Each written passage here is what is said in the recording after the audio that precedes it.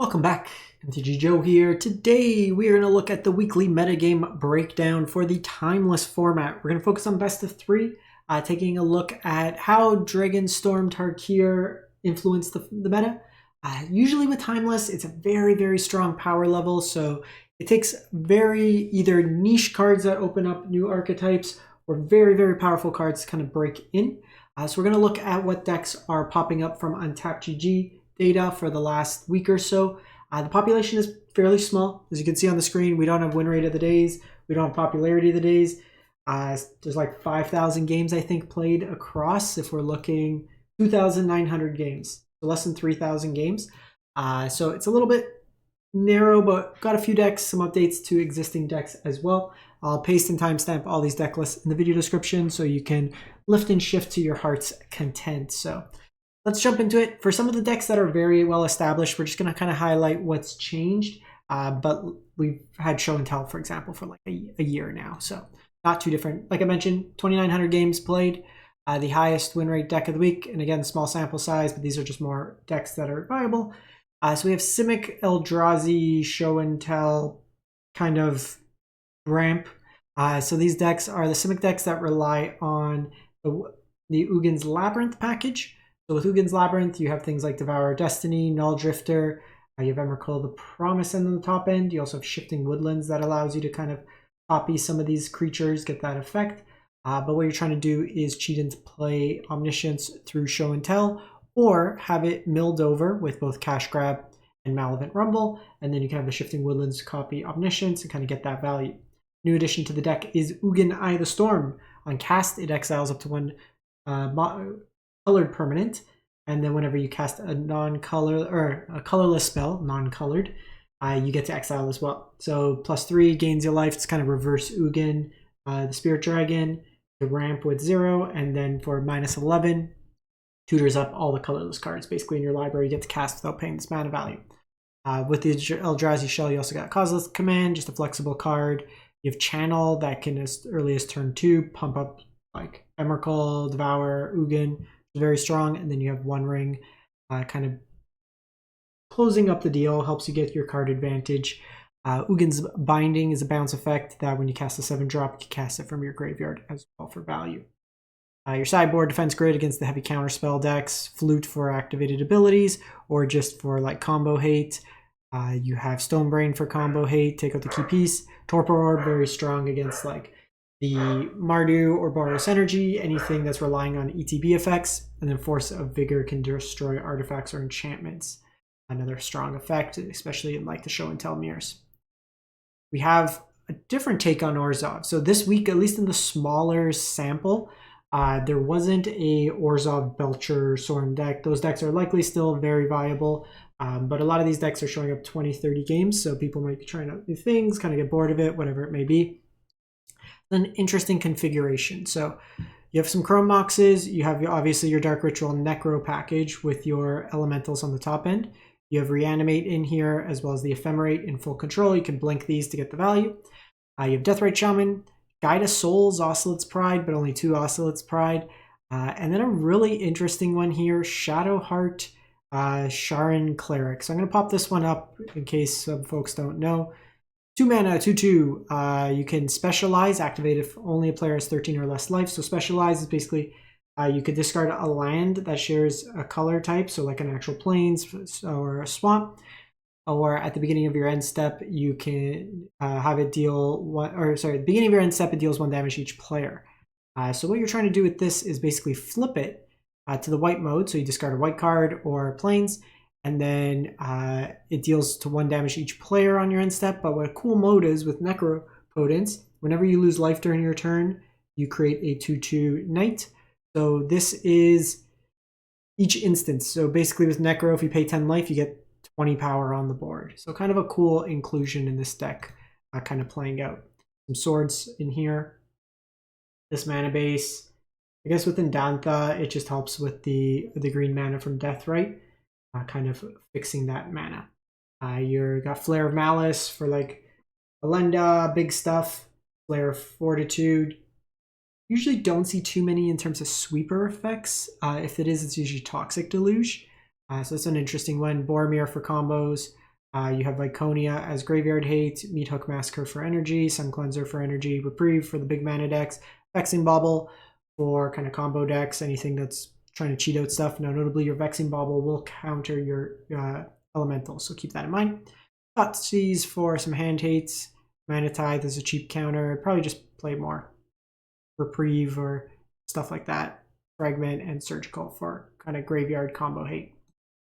Mardu Energy, 76%. This list is pretty much stock, sharing it to kind of give you the update in terms of its win rate. Since it popped up, a full Ragavan in this version, 1 Cthulhian Nightmare, 2 Bombardments. You have your Lurrus Companion. Sideboard, nothing too crazy. Silence for like multi-spell decks, Portable Hold, cheap removal, got Graveyard Hate, various removal options that we've kind of seen time and time again in this deck. Very strong deck, very consistent deck. Moving on, we got 4-color, which is really Golgari Belcher. So this deck here is relying on a whole bunch of accelerants, Dark Ritual, Chrome Mox, Wizard's Rockets, kind of fix your mana, Channel in here. Another card is Culling Ritual that can be very effective against like the energy decks, where you can just kind of sweep their board, generate enough mana, play a Belcher, win that way there. You'll see 3 Belchers in the main as opposed to 4 because you're playing 4 Karn the Great Creator, which will allow you to get the copy Belcher in your sideboard. But you have lines with things like Beseech the Mirror to either get your Belcher or Beseech for Ironcrag to get you enough mana for the Belcher. And then you're playing no lands, all DFC lands. So Belcher basically will deal damage equal to the cards in your library. You protect yourself with Leyline of Sanctity, and then you have Pact of Negation to protect through counter spells as well. You have God Pharaoh's Statue for Karn that can basically tax like the low mana decks, things like with Omniscience can slow them down. Belcher, Force of Vigor for artifact enchantment decks, Culling Ritual for energy along with Torpor Orb, Outline Liberator can deal with artifacts enchantments, Liquid Metal Coating shuts off activated abilities, can blow up lands, Vexing Bauble for like the show and tell decks, Veil for counter protection, Hand Hate, Artifact Enchantment Hate, Pact for the more counterspell heavy decks. We then have Show and Tell, 69%, so pretty much stock here. We have the Waterlog's Teaching that can fetch your Hullbreaker Horror, Masterminds in the side with this one for Approach the Second Sun. There's also kind of with this line here, just you cast Approach, goes into your library, you can search with it for Seek, Dig Through Time, Draxa, just kind of dig further to find your cards there. Sideboard, you have Fatal Push for cheap interaction, Thoughtseize for hand hate, Abrupt Decay deals with a lot of common hate pieces. You have Lavinia for the mirrors. You have Phantasmal Image is an interesting one. Don't quite know what you would bring it. I guess Elenda kind of deals with that. You make your own copy of Elenda. That one's an interesting one. That's usually not in the sideboard. Hellpiper. This can put a creature into play. So this could cheat into Atraxa. So this is kind of a different way to... Your opponent generally will have like counter spells for the show and tell, but this lets you cast it an alternative way. It gets around counters, so heavy counter spell decks. It's an interesting way to kind of play that out. You're also going to see Mistry's Village in the sideboard, another way to give uncounterable to your spells. We have 5-color spells, Reanimate, combo. All right, so what do we got here? We got the Show and Tell combo, but Show and Tell is just going to be for kind of value play for like your Atraxa. You put in a big stupid idiot kind of thing. You can do it as early as turn 1 with Chrome Mox, Dark Ritual kind of combination. You have Frog in here, so Frog can discard like multiple big threats, notably Olivia. You can reanimate it, and then Olivia brings along a friend with haste, so you get that attack trigger right as well. Overlord helps you mill into stuff. You have your Sorin Elenda package. So it's just like 10 different ways to combo. But the kind of core of this one is putting in just a really big creature and getting that kind of immediate attack value or just gain a bunch of life, outpace your opponent. Bane Ripper, just more threats against like the energy decks, stuff like that. Gains you some life when they're sacrificing stuff. You have Massacre Worm again, similar effect for those decks there. Leyline for the heavy discard decks. Or things like the Ajani Minus can be reasonable. You have Toxic Deluge for sweepers. ETBs, you have Torpor Orb. Now, notably, this will shut off stuff like your Atraxa and your Saint Elenda. You have Disruptor Flute, like we mentioned, Thoughtseize for more hand hate, Surgical for hate. We have Yorion Abzan Blink. So these Abzan decks have generally been 60 cards. Going up to 80 gives you just a bigger toolbox. So you have both Bright Glass Gearhulk as well as Ranger Eos. Ranger Captain of Eos, not Ranger of Eos. Different card, similar name. Both let you tutor up 1-drops or 0-drops out of your deck. Bright Glass being more flexible to get your Chrome Mox, Static Prison as well. And this deck's just looking to do a lot of Blink shenanigans. So Felia in here, as well as Dedicated Dollmaker to Blink. You also have the ability through Renegade Rallier, so Birthing Ritual sack stuff. You can get Rallier that gets stuff back because you trigger Revolt, so you get some value in that capacity. Overlord of the Balemark, a really good Blink target that also helps you mill over. You can hit stuff like Witch Enchanter, which is a land and a creature all in one. And then kind of your Solitudes, blow up lands, just flexible deck, a lot of kind of... It's nice to see that there's a creature-focused deck in the format with a little bit of hate bear kind of effects to it. Leyline of the Void for graveyard-focused decks, Archon for any sort of storm decks, basic, so against even like Belcher, stuff like that, all their lands will come into play tapped. White Orchard just blows up Belcher lands as well, which is nice. Thoughtseize for hand hate, Static Prison is more removal, Pithing Needle for activated abilities. So we have Boros Energy, so this is a Jingantha version, so you're playing a little bit bigger. So you have One Rings in here, a Blood Moon main, Flage, seeing some copies of Quarry Steelcutter in this version. I'm sorry, this one's at 60%, as well as Voice of Victory, just basically being a silence style effect. Your opponent can't cast spells on your turn, so not like Grand Abolisher with activated abilities, but still reasonable threat, makes a lot of bodies that you can then sacrifice to bombardment as well. Nice hit off the Amped Raptor, Quarry Steel, Amped Raptor is kind of a combo. You have Quarry Steel out, Amped Raptor alone triggers the Quarry Steel, which is cool. None of the new lands in here. So brand new matchups, you have One Ring against Greedy Mana Base's Blood Moon. Untimely Malfunction can redirect, so it change the target of spell or ability to a single target. So somebody call an ambulance, not for me against Belcher, you redirect it to them, which is kind of cool. Graveyard Hate, just flexible Graveyard Hate, Enchantment Hate removal. Surgical for Graveyard or Hate and Combo Hate.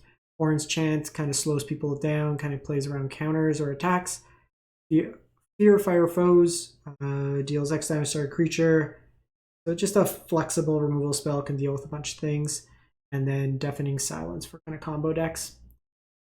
Mono green Tron, well, not Tron, it's Tron. It's mono green ramp with the Eldrazi package at top end. So really built around Ugin. A lot of cards that we saw in the Simic version. Ugin's Labyrinth, but this version is going heavier on ramp. A Boreal Grazer, Kami of Bamboo Groves, as well as Flare of Cultivation. So you can, turn 1, basically get 3 lands into play, which is very strong. You cast these, you put an extra land into play, you sack it to Flare of Cultivation. Helps you get ahead in terms of mana. You have Malavin Rumble that makes you bodies. Kozilek can ramp you. Channel, obviously. 6 lets you rebuy stuff from your graveyard and mills. And then you have like your Karn package, Emrakul on the top end, One Ring, and a whole whack of things for Karn package. It lands, destruction effects with Cityscape, Worm Coil for just big body with lifelink, Mindslaver takeover turns, copy things, ETBs, a sweeper. You have activated abilities, Vexing Bauble for combo decks, Pithing Needle for activated abilities, Artifact Enchantment Hate, Graveyard Hate, and then just lock them out for things like Lurrus decks. You can lock out like half their deck, putting this on 1 or 2. We then have Oops All Spells, so this deck here 55%. So this deck here you'll notice similar to the Belcher decks, so it does have Belcher in it, so that's one way it could win through Dark Ritual lines. But you also have a card called Balustrade Spy, 4 mana 2/3, enters, target player reveals top card of the library until they reveal land, put those cards into the graveyard. So targeting yourself, you mill yourself over because you don't have lands.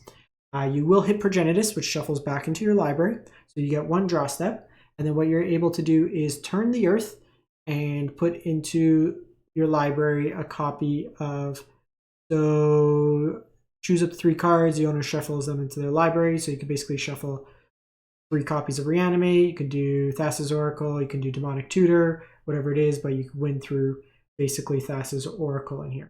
You also have Creeping Chill, which can deal up to 12 damage if you mill over all the copies, and then get back Silver Smoke Ghoul. which is another cool line there. So you kind of get that value. And pretty much the deck, or you can win it through Belcher, which is just kind of win the deck. Sideboard, Lotleth Giant, another kind of win condition. If they name the Thassa's Oracle, because you're milling over all your creatures, you reanimate it, and then deals 1 damage to each opponent for each creature in your library. Leyline for heavy counterspell decks. Path to Peril is a sweeper for like energy. Terra Sunder deals pretty much all the hate pieces. Legion's End against Lurrus piles. Feed the Swarm for hate pieces. Combo decks, and then another Turn the Earth to shuffle. And this was a cool deck here. This was Izzet Corey, so someone got Mythic Phantamiums. They went 10 and 3 into Mythic. So we have Corey Steel in here, so it's like an Izzet Prowess deck. The Evoke is another way to kind of use virtual card advantage in your hand without mana to trigger the Corey. Bauble is another free spell. We have Brainstorms, Considers, DRCs, Expressive Iteration, Dreadhorde Arcanist. There's a new card coming at Alchemy. It's a sorcery red cantrip that gives you a one-time boon that the next creature you cast has haste and prowess. Very, very strong with Dreadhorde Arcanist. Give your Dreadhorde Arcanist haste, prowess, lets you flashback stuff. Expressive Iteration, obviously very strong as well. Your sideboard, you have Subtlety as like a tempo play. Whirling Vortex for like Show and Tell. Mana Drain is a cheap counter. Unholy Heat is a scalable removal spell. Cameo for kind of the grindier matchups, kind of the spam the board wide. Stern Scolding is cheap counters, and Ghost Vacuum as a graveyard hate piece.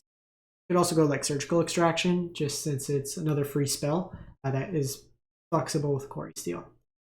And then lastly, there was this mono blue affinity deck. This is from Utalardo, 9158.